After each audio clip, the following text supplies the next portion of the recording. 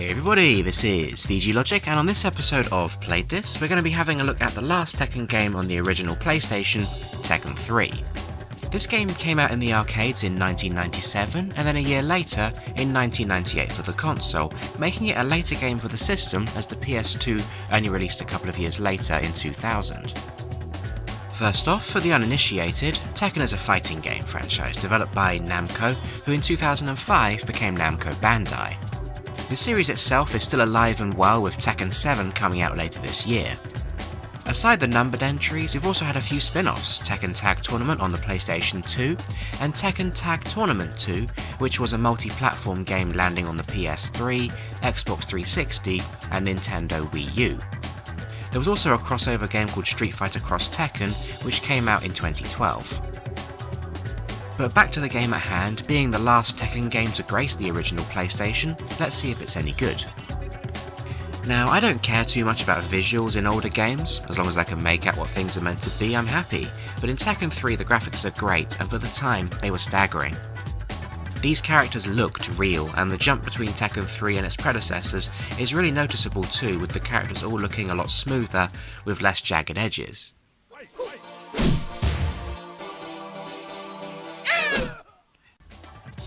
Tekken has always had a decent soundtrack, and this one is no exception. You can pick between the arcade versions of the music or remixes for the home console, so there's actually quite a lot of tunes crammed into this game. There is of course the odd one that falls flat, but all in all, the good definitely outweighs the bad. My personal favourite is probably Jin's theme tune, which I think will stick on now. Now of course there's loads of things that go into making any game, but if you ask me, there's two things that make or break a fighting game. The first one being the controls.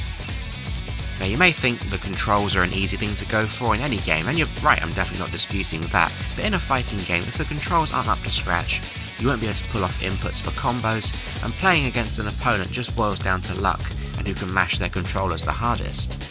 Outside of the heavy hitters like Tekken and Street Fighter, there's quite a few older fighting games that fall victim to this. Maybe we'll have a look at some of those another time. Now admittedly, the moves and combos do feel a bit stiff compared to newer games, but it's still all very playable. In Tekken, the 4 face buttons on the controller each control a limb, and certain combinations will let you chain attacks. In Tekken 3 you really have to be accurate with these inputs, or things simply don't happen, whereas in newer Tekken games there's so many combinations, you'll usually end up pulling something off, even if it's not necessarily what you meant to do. There's a fighter to suit everyone, with playstyles of varying difficulties. Now when the game first came out, young me was adept at one of Harang's combos. Let me show you. Okay, you watching? It goes XXXX, XXXX. You can even mix it up, you can go XXXX, circle, circle, circle. Master tier player here. Also, Hunting Hawk was a really cool move. These sorts of moves are a far cry from some of the more complicated combinations. For example, one of King's.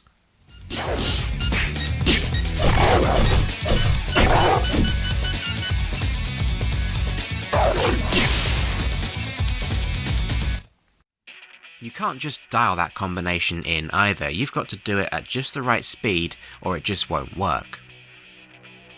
But this is one of the great things about Tekken. At first it's very approachable, the characters are varied, and you'll be hard pressed to find at least one that you don't like. Before you know it, you'll be learning their strengths and weaknesses, you'll have a few combinations memorised, and you'll be well equipped to deal with players like me spamming X over and over. But just quickly back to that King combo as well. I mean, yeah, it's difficult to pull off and it will take some real discipline to land it in a fight, but the rewards for pulling off the whole thing are huge. You can inflict so much damage, only giving your opponent one chance to negate it, and that's right at the beginning.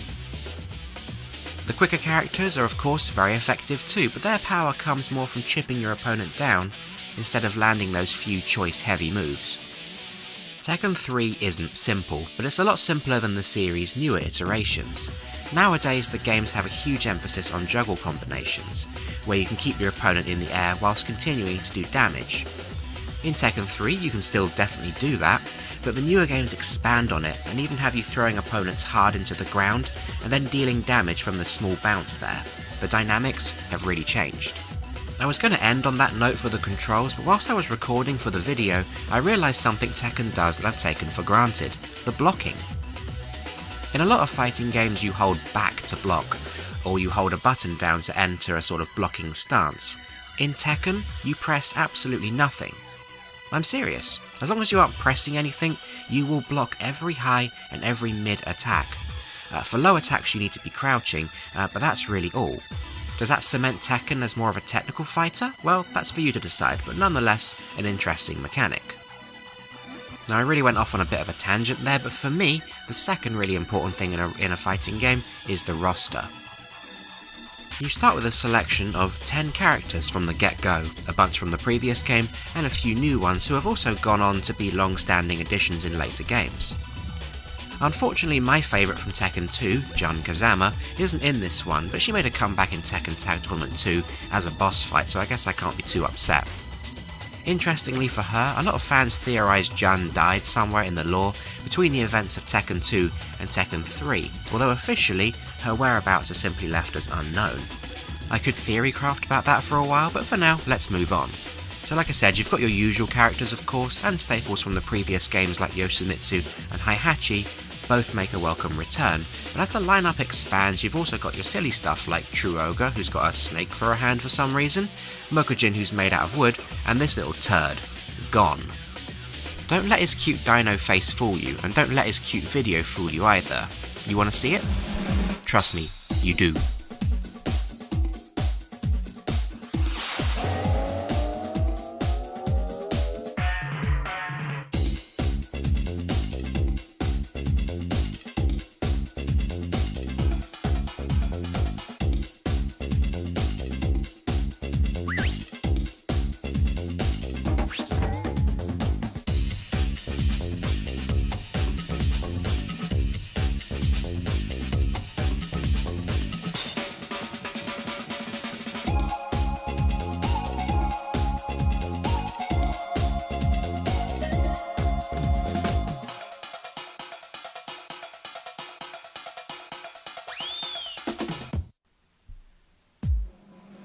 And then it loops, over and over.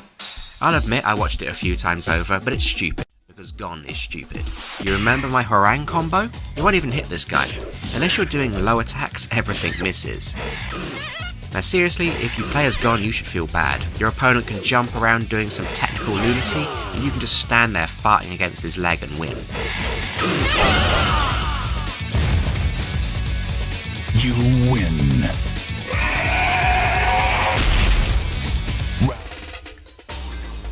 Gon isn't playable from the get-go though, he needs to be unlocked, and this is something else I really love about Tekken 3. In all fairness, lots of older fighting games do this, but nowadays it doesn't seem to be so much of a feature.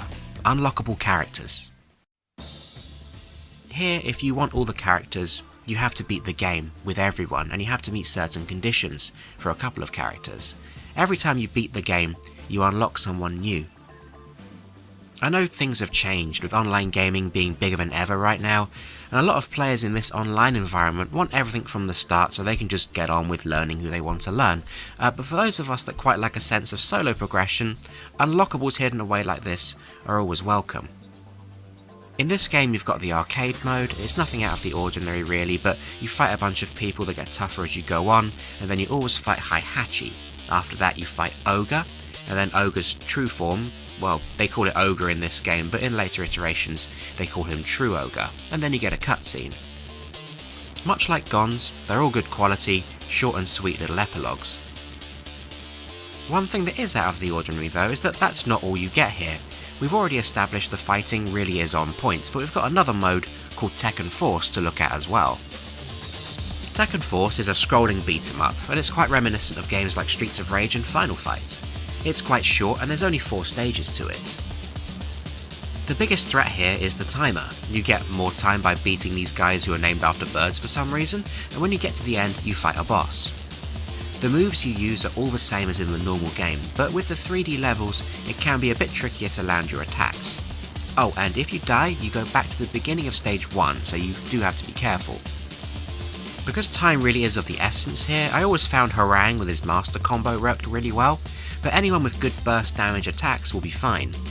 Beating this mode is no mean feat either, it's actually quite difficult, but if you beat the game 4 times, you want to know what happens? You unlock yet another character, Dr. Boskonovich, or Dr. B for short. Now, I'm a little embarrassed to admit this because young me could definitely do it, but I can't do it anymore. I've tried a lot of times, and I couldn't tell you for certain if it gets harder the more times you do it, but it certainly feels like it. I guess I'm not as adept at mashing X as I used to be. One problem with Tekken Force is targeting.